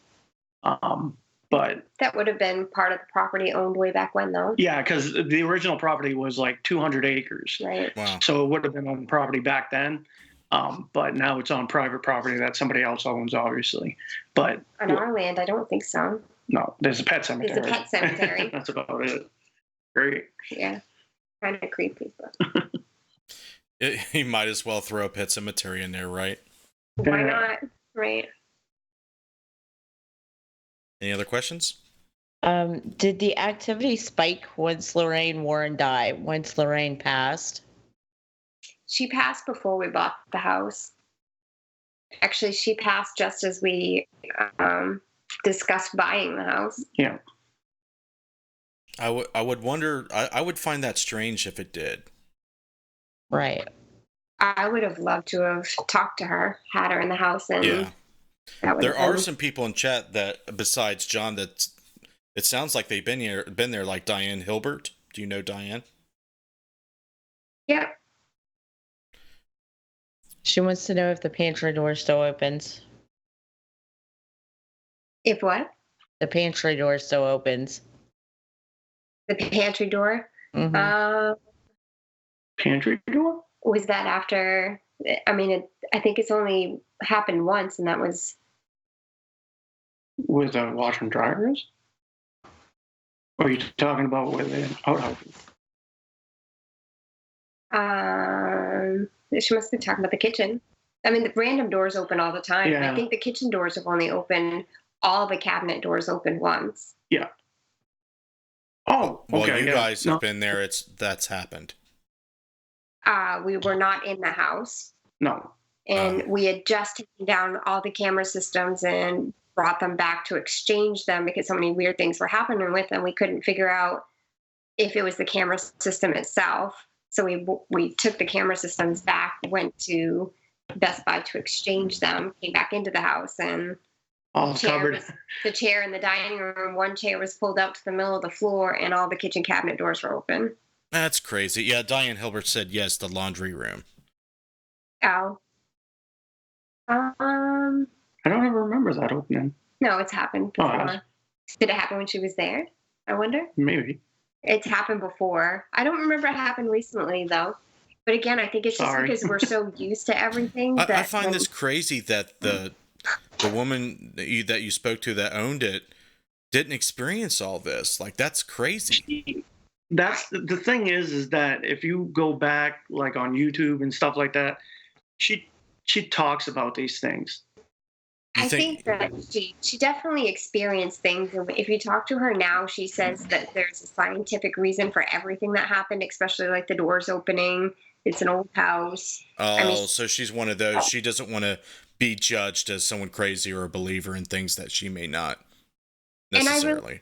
I really think that once the movie came out and people had such a high interest in all this, I think all that got to be too much for her anyways. I mean, people crossing, she's in her 70s and her husband passed away and she's in the house by herself. And I wouldn't blame her if she said things didn't happen or they stopped happening or what have you, because I'm sure it's just overwhelming for her. Yeah, it's interesting. I know there's some people who do experience things, but they explain it away. Like pretty much everything that'll happen, they'll explain away, unless something crazy happens. I guess they can't explain it away. I find that interesting, but it's almost like when you know this stuff is real and you've experienced it firsthand, whether you've lived in a home that was haunted or you go out and do field research and experience it firsthand, it's almost hard to even relate to somebody who has not even experienced it at all, or has experienced, talking to people that have experienced things but just deny it or just want to disbelieve it. It's almost weird. Like it makes you feel almost like you're kind of crazy, or you're just kind of out there, or maybe even like not even honest. Like it's hard to understand the psychology behind a lot of different people, but I guess it's kind of our culture kind of puts that on people. Do you guys feel like your family or friends or your social groups have looked at you differently, especially after getting the house and pushing the research? I think so. They always knew we were weird. Yeah, and I guess they always knew we were crazy, so I don't Heinzens, think we were crazy. freaking weirdos. Yeah. Oh, don't go over there. No, I don't. I mean, I don't think so. She's still in denial. You're in denial? Being crazy? But people looking at us strange. You think they look at us strange? I know they look at us strange. Like who? Like people at Walmart, or? I guess they don't look at me strange. They only look at him strange. Yeah. Who's they? Like just people or friends or people you know? I think everybody we know is pretty receptive of it. Everyone asks questions. They don't seem scared of us, so. Nobody wants to visit, though. Yeah, a lot of people won't come over to visit, or they won't. They'll visit. They just don't want to spend the night. Which I don't blame them if they're. If I totally lived closer, I would have already been there. I would have totally been there. But that's just. Yeah, I just don't see it I would have to fly up there. There's no way I'm driving to Rhode Island. Screw that. I live in Southern Ohio. But any other questions from chat? I have a few. Does Okay. Missy have any more? I have no more. Okay. Betty wanted to know, are you worried about attachments? Yeah, it's always in the back of our mind, but I feel like we have so many resources that are always looking out for us that, I mean, sometimes I feel like we're under a microscope, but it's for our protection, I guess. Yeah, and I guess we're always worried. It's always in the back of our mind. We don't let it affect our daily life, but it's always in the back of my mind, at least. Is it considered an attachment if you never leave the house, though? You're attached to it, maybe. Yes. Me. Mm. I'm not afraid to punch him. So if it's attached, It's a question. I'm dying laughing. Why would you punch him? Like, why would you punch him? She's been in the house too much. if he's in the house too much and he's mouthy, I will punch him. I like her. Probably because I threaten Josh all the time too. So, Dan wants to know. Dan asks, "What made you purchase the home? Because of the history or something different?" And I'm unsure if you touched on this or not in the beginning. A little bit. I mean, honestly, like, it's a little bit of everything about it. I mean, the paranormal history of it, the American history of it, the location, the land. Yeah, I mean, it was all in one package. I mean, yeah, the paranormal side of it aside, the history of the house itself is amazing anyways. I mean, you figure George Washington was 4 years old when they deeded the house. Like, it has so much history to it. Like John Smith, he was a gentleman that was involved with Pocahontas. Like, he's got ties to this house. Roger Williams has ties to this house. I mean, it's just steeped in American history. You know, being an investigator, you need to love history. Yeah, so it's well known for the Conjuring movie itself, but there's so much history to it that's not even that paranormal side of it. It's just so much history. It's crazy. So it's almost like you feel almost obligated to preserve it just from its historical value. Yeah, I mean, it's just amazing when you think about the things that could have happened on the land, or that the things that we could be talking to could be the things that you're talking about. Pre-Revolutionary War. Yeah. And to me, that's just like amazing. Yeah, we love the history part of it, and doing all the research we can find on even like I said, Conjuring House aside, like the history, like who would have been on the land, who could have been on the land, who could have. It's just amazing. Any evidence of Native American, stuff? I mean, they were known to be on the land there, but I mean, as far as like arrowheads and stuff, nothing like that. What tribes have existed there that you know of? Oh God, you had to ask me that. I got Google. I got Google. I want to say it's past. Not Pascog. I don't know if we can find any like. It's hard because back then they didn't keep maps and stuff, but I mean, like. But that's why the King Philip's War really broke out, was because we forced them off their land. Mm-hmm. There's several listed according to Google. There's the N one, I guess you were trying to say, the Narragansett. Narragansett. Yeah, the Niantic Eastern, the Nipmuc, the I don't know how to pronounce these. It's Pequuot. Yeah, that's what I was trying to say. Yeah, I'm not going to try it either. Yeah. And Pan Og. Wampanoag? Yes, thank you. Wampanoag. There you go. Holes in the wall for the. Oh yeah, up on the second floor. On the second floor, there was actually like a firing port that aimed down the hill. So, like, in case of a Native American attack, they would be able to. Yeah. It was pretty. I mean, so there had to have been fights on the land. There had to have been. So it was constructed in 17 what? It was completed in 1736. Damn, dude. Yeah, there was definitely Indians roaming around still. Oh, yeah, well, it was built like it was deeded in 1680. Started, yeah. That's crazy. That's got to be one of the. Is that the oldest property around there? It's one of the oldest. Yeah. I think that like the oldest in Rhode Island is in Newport. Somebody said, and that was like that was completed in like 1691 or something. It's just amazing. The history is amazing. And it's still standing. I mean, all the hurricanes, all the snowstorms, like blizzards, like it's still standing. I mean, there are logs in the basement that are like remind me of Lincoln logs. Like every time I go down there, that's one thing I like to point out because they're used to hold up the floorboards, and I mean, clearly there's other things used too, but these are still standing underneath, and they look like Lincoln logs. They're I mean, what they would have used to.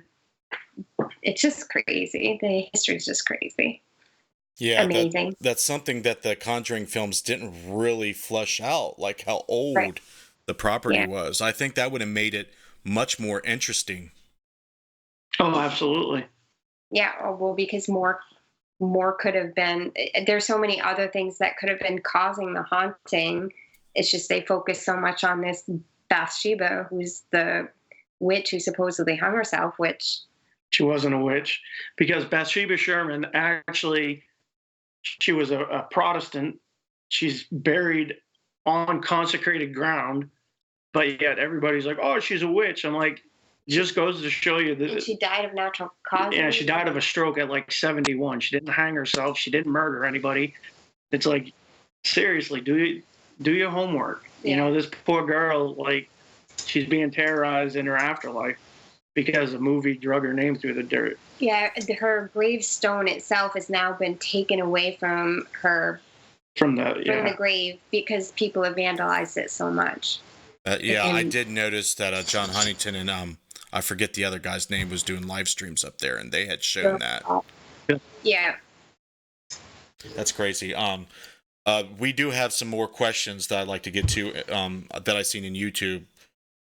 Probably Facebook too. Do you guys want to help me out there? Yeah, Dan says, are you guys documenting your experiences in a house? Yes. Yes. Okay. Kesha said, have you guys ever set up equipment to record while the house is empty? If so, do you notice a difference between the activity while someone's there and empty? The only thing that's recording when it's empty is still the video cameras. I don't think we've ever left any. Yeah, no equipment. Right. Just a DVR running. I mean, and that's where it comes into the whole, having to go over recordings and stuff like that. We probably should set up like a sound thing though, just to listen to what might. Yeah. Yeah, you definitely you need to do that. Long enough, but I mean, it's still there's things you can set up that records to the cloud, so you can access it remotely too, so you don't have to worry about going there, putting it on a computer and playing it back. That's what I would do, unless you guys are planning on being there for a while. But you will be there making noise. This is more so like when you're not there, you can kind of like log onto the internet and listen remotely. Yeah. I mean, we're Yeah. never gone for that long anyways, but I guess I always just thought if we set up a recorder, it probably would die on the first day, but Do you guys have motion sensor cameras and sound activation cameras that goes up to the cloud and lets you know what's going on? the motion, yes, not the sound activated, not yet anything. Because That might be something we'll have to do. yeah, there's this thing called the what is it called, Jess? The thing your mom has is it the Oh, it's the doorbell rings, and you can also get them on your for your floodlights too. That it's anytime any kind of activation or noise, you will get an alert. We do have that for motion. All the cameras are set up with a motion detector, but I think we'll probably end up upgrading to the sound as well because there's probably things we're missing. Oh, I know there's stuff we're missing. Well, what's interesting to me is what things happen while there's nobody there? Because there's a lot of theories and a lot of things that I've said where people are one of the ingredients to the recipe of hauntings, like the actual living people there, stimulating the haunting or causing some of it to occur. What is interesting is what happens when there's nobody there. Like, are they just having a party without you? That's all good things. You guys have said that things move on their own when there's no one there. So that is interesting to me. Right. The first time we've actually caught the lights on the cameras upstairs, no one was there either. Mm-hmm. Wow. That is cool. Any other questions? No, there was no more questions on YouTube. What about Facebook? I have a couple. Wesley Ferguson wants to know, do you wear any religious symbols, such as a cross or Star of David? I do. I wear a cross, but I've always worn the cross. I didn't start wearing it when we bought the house. I've always worn a cross. Nope. And Cory does not, no. If I need a hand, I'll ask for it, I guess. Like, hey, bro, I need a hand. A hand hits you in the face. That just popped in my head. I know that's not a good joke. He doesn't ask me for a hand because he knows I'll hit him. And Josh and Derek said they would drive there. That's a long drive. Yeah, let's. Did you Google it first? No. While you're looking that up, I'll tell them what Dan said. Dan said it would be cool to have a live stream in the house all the time. LOL. That's something we've discussed doing after Halloween. Yeah. Right now we're kind of stuck because there's not much we can do until after Ghost Adventures airs their episode. Yeah. William Benham asked, I wonder how many times it has been renovated over time. Do you guys have any kind of clue? I mean, I know it's many, many years. No, I mean, you could tell there's two sections of the house that have been updated since then. One is used to be an old shed/barn, if you will. That's where they kept all the firewood. That's been updated to like a living area. Yeah, I mean, it was kind of set up like a living room. It even has a refrigerator and a microwave and a bathroom, and so that's definitely been updated. Has the house been? I'm sorry. Has the house been like added on to at all, or has it always been the same size? I think it's the same size, but I don't know. So there's between that part that used to be the shed and the actual house. I don't know if that was empty in between and they added another room there as well, or if that space was already there. But there's those two rooms. No, that had always been there. Because, okay. Like if you look at it in the basement. Oh, okay. So. True. Yeah. So I don't think it's been added onto. No. I think the only thing that had been added onto was the back porch. Oh, okay. The back porch, I think there was like a little porch that was added on. Yeah. Yeah, we're looking at around 800 miles, a little bit further for Derek and Missy since they're in Indiana. It'll be a 13-hour drive, one way. Yeah, that's what Josh says from here to there. I think he said 13 too. So it's like 18 for us. No, 14 and a half, 15. That's not that bad. I just drove 15 hours to North Carolina over the summer and back. By yourself. No, I had to. Oh, wow. I mean, yeah, it's definitely doable, but It's long. yeah, you're what were you doing like a family vacation or a trip to a relative's house or something?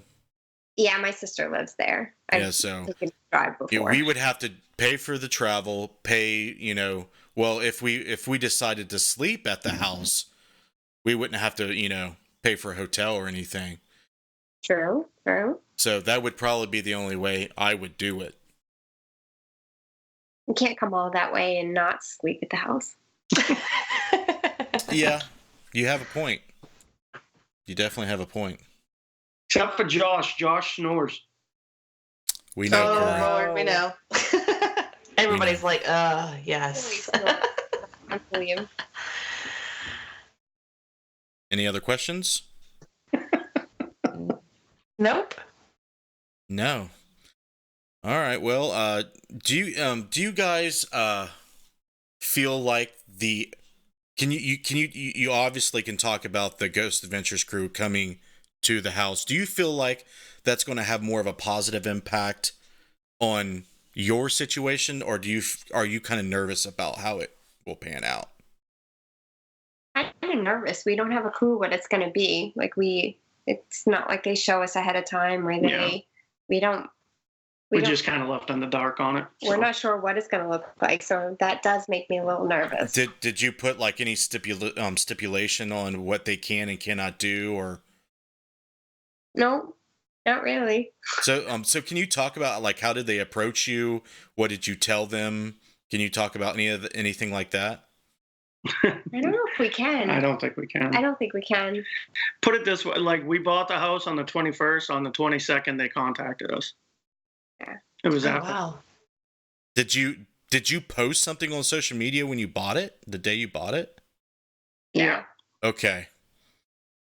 Yeah, we opened up the first website that we had was the Conjuring House Facebook page, but apparently the name's trademarked, so that name doesn't work for a Facebook page if you don't own the trademark. So we did have to change that, but yeah. Interesting. Yeah, I would definitely feel like nervous that they will not portray the truth. Would they indulge in what is historically known as fact, and will they, add things that may not have any, base in truth or reality? I mean, that definitely could happen, right? Like they definitely could just put their own spin on it. No, absolutely. I mean, I know that the people they brought in for it gave all the correct information that we're aware of. Right. So I mean, it's at their disposal on how they use it. So I mean, they shared the research with us as well. So I think they did a pretty thorough job with the research. So I think, I guess I'm more worried they're gonna air it as being very demonic, which I don't. I would be very surprised if they didn't. Yeah. Well, hopefully Zach takes the demon with him. So. What if they piss off whatever's there? I mean, have you thought about that? When they left, I was worried about that, but maybe they just didn't like him. I don't know. But nothing. You can say that nothing has like escalated or happened that's you would consider a bad response of them. Nothing. No. Okay. Well, that's good. That's good. The whole experience of them being there was amazing, though. I mean, it was really, for someone like us who's not a TV type people, it was an amazing experience. It was a good time. Awesome. But we'll see what it looks like. I'm a little nervous, but I'm excited too. It is kind of disheartening not to actually like be sat down and like shown evidence. But until everybody else gets to see it too. Yeah. Were you interviewed? Yeah. Yes. Okay, so at least we will get to see your guys' side of it in the episode. That's good. That makes me feel a lot better about it. As long as they don't think we were that much of a bunch of jerks, I guess. Like, look at these people. Why are you bringing your family into a house like this? Because it's cool. Yeah, I mean, it just depends on how you look at it. I know my kids. I made a mistake and took them to a location that I've been researching and filming at for a couple of years. It didn't go well at all. It only took a few minutes for I think at the time he was 6, he ran out of the house screaming. And which made me feel bad. And then my daughter, she was almost a teenager at the time when this happened. We were filming something in the house and we told her to stand by the breakers because we were wanting to have a TV shut on and off for a shot. And she's like, "You want me to stand here by myself?" I'm like, "Yeah, you'll be fine." Well, that didn't last long. She said she heard footsteps and she felt like an aggressive, angry presence near her. She ran out. She was, upset about it. So I'm like, that's definitely something you need to always be afraid of, or, wondering in the back of your head, how will your kids deal with and cope with what's going on there? So hopefully your kids will be fine. I know they're older than mine, so that's good. Yeah, that's a plus for us. I mean, that's one thing we have going for us. So hopefully if you got grandkids and you still have the house and you're living in it, maybe that's a different story, right? Yeah. Yeah, I guess I never even thought of that. You're welcome. Are there any females in your house besides you? My daughter. She's 19. Is she talking? Is she what? Talking? Is she talking? I didn't hear anybody I talking. can totally hear a woman's voice behind her right now. No, they're upstairs. Uh-oh. Just an observation. What did you hear what they said? No, I couldn't hear what they said, but it was a female voice. No, she's upstairs. It's the lady from the Conjuring House. She's with you always. Oh. Watching over you. She just wanted to get out for a little while. Just wanted to live in Maine, Now, right? here's a question. Since you've been at the Conjuring House or the farm on Round Top Road, has anything happened at your house or anywhere else after being there? The house, yes. Yeah. Here? Yeah. Like when we first bought the house, my cell phone has a stand to it that you lay the cell phone, on it and the charger plugs in, and it's on a base that's on both sides so it doesn't fall this way or this way. As soon as I plugged it in and laid it down, I turned around to put my pajamas on, and the cell phone came off the base and to the side. Remember, I was like, that's not even physically possible. It's like, if it falls off, it's going to go forward. It cannot go sideways because the charger's plugged in and it stops it from going one way or the other. And it's on a metal. Like, it's not possible for it to go from one side or the other. So it almost like it just came off and just slid off to one side. It was weird.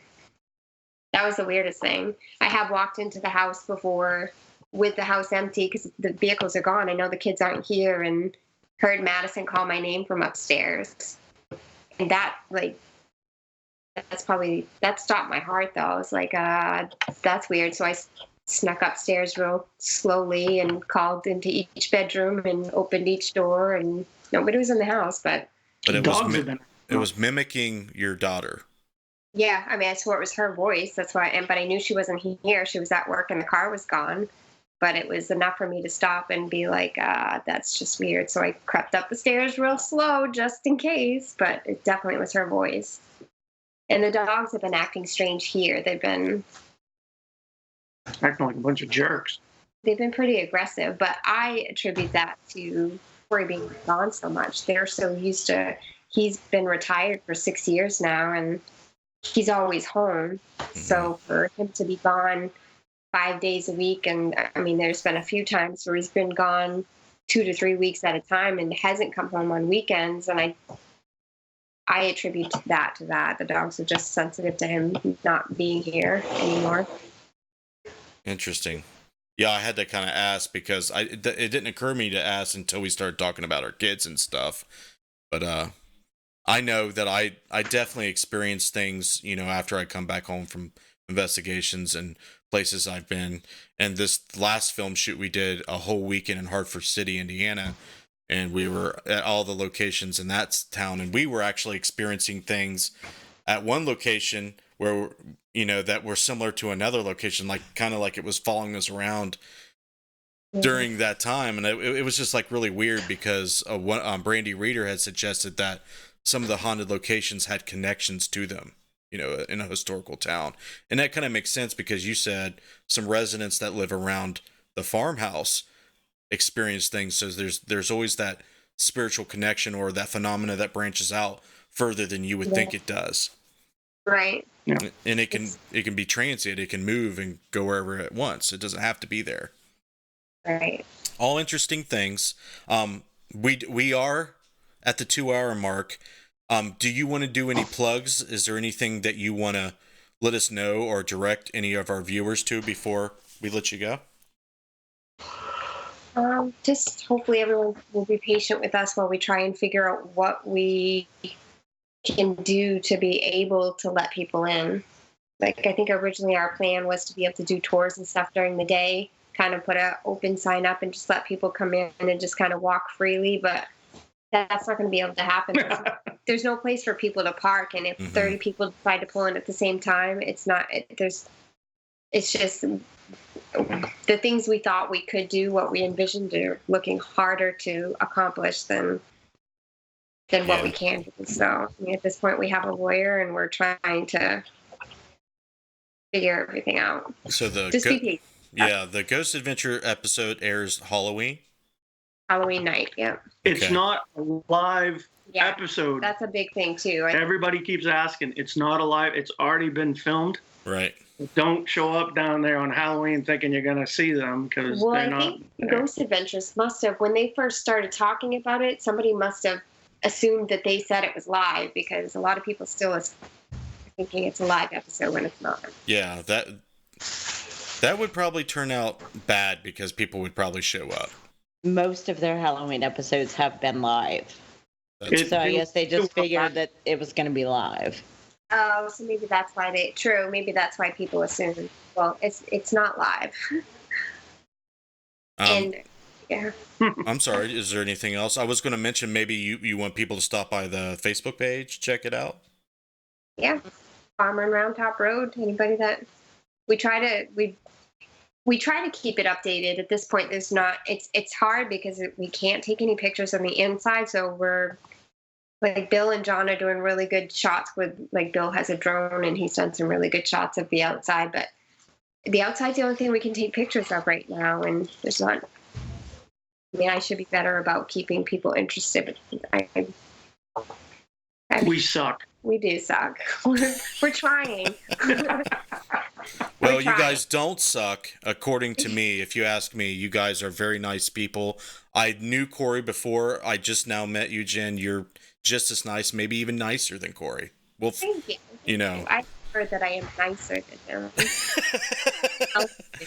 But I wish you all the most luck possible going forward with this, purchase of the home and dealing with everything that comes with it.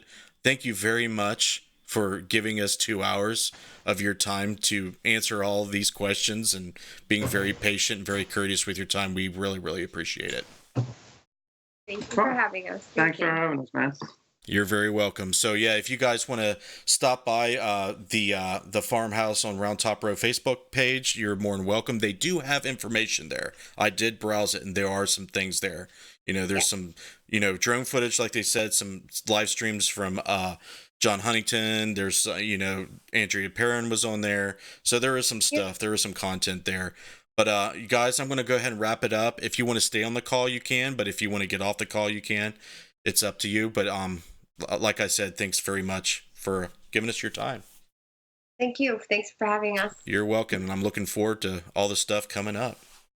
Yay. All right. Well, there you guys go. 2 hours of nonstop Conjuring House content. I know this has been a very hot topic in the paranormal field that I've seen. I've been, following Cory's stuff on Facebook, since then. And there's a lot of people that's interested in it because obviously the previous owner wasn't, releasing anything, Right. paranormal wise about the content. So now that is going to change. Ghost Adventures are going to release their episode, and after that, there's going to be some other plans in the works. So stand by, follow the page, and we'll keep you posted as much as we find out because, I'm sure that everybody that follows our work will be interested. So thanks everyone for joining us. It's been an awesome 2 hours. We're going to throw up some links here real quick. If you have not followed our work, and if you're new to the live stream, you can follow my paranormal group's field research at interfacedeath.net. You can check us out on Facebook, the live show on Facebook, and Interface Death on Facebook as well. We're on Twitter, Instagram. We live stream on Twitch. We have a Discord server that brings all of our community together. If you want to join that, the link is in the video description. Patreon is a way to support us financially and get rewarded for it. It's what brings you guys this live content and all of our documentaries. We'll shout out Clay Borman, Scotty Fox, Kitty Turner, R.G. Murphy, Casey Schreiner, Jessica Baez, Paranormal Reporter, Joe Vitale, Heather Elliott, Betty Kegley, Cherry Capital Shadow Seekers, Kelly McConkey, and the Ghost Guild. Please extend your thanks to them for providing all this content and helping us grow and keeping it here to stay. I'm going to leave it there, guys. Thanks for joining us. Necromancer will be back in 2 weeks. My Paranormal Soapbox will be back next Tuesday. We'll have a topic advertised for that, and I'm going to leave it there. You guys are in my heart. We love you very much. If you want to stick around and watch the video ads and promotions again, you're more than welcome. But until then, we'll talk to you next time.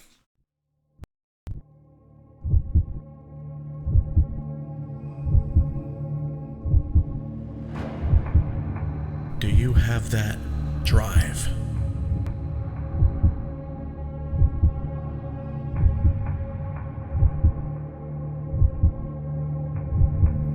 That morbid curiosity to explore the darkness?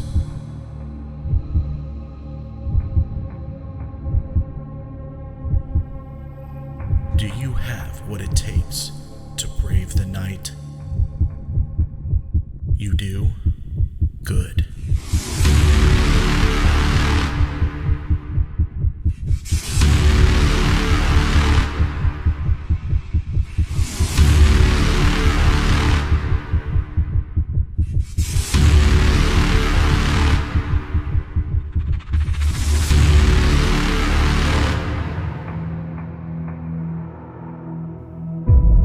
Dead light. For those who aren't afraid to see what lurks in the night.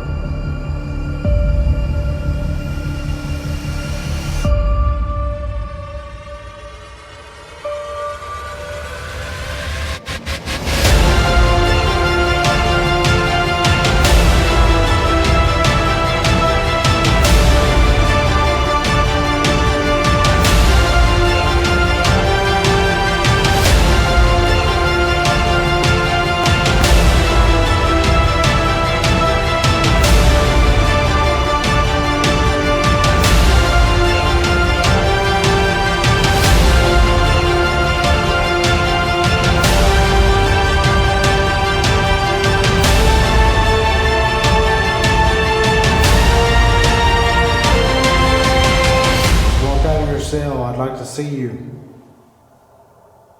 What the fuck was that?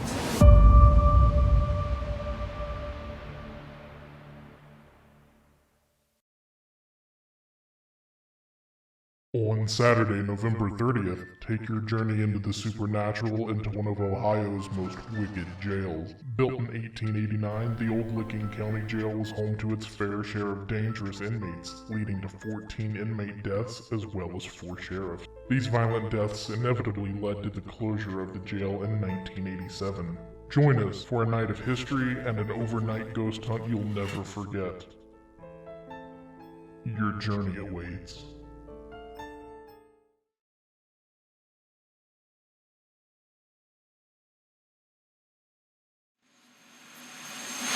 Something that I picked up prior on the photos that I've seen, I keep seeing a badge. It feels like some kind of tightness in the chest.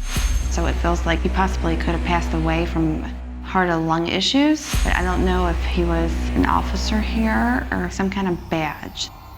I'm trying to figure out how to explain it, and it's just so overwhelming. It's a lot of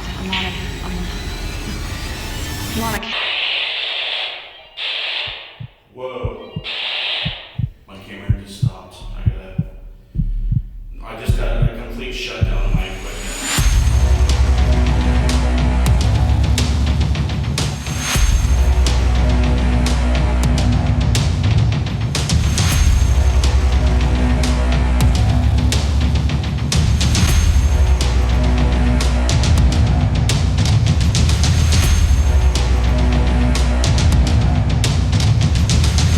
My main story when I first started here, that's where I saw the mass, was in the basement doorway. Showers in prisons feel weird. More happened in there than people getting clean. Doesn't matter what floor you're on, what room you're in, you can get interaction. This is one of the most haunted locations that I've been to. Just walk out of your cell. I'd like to see you. What the fuck was that?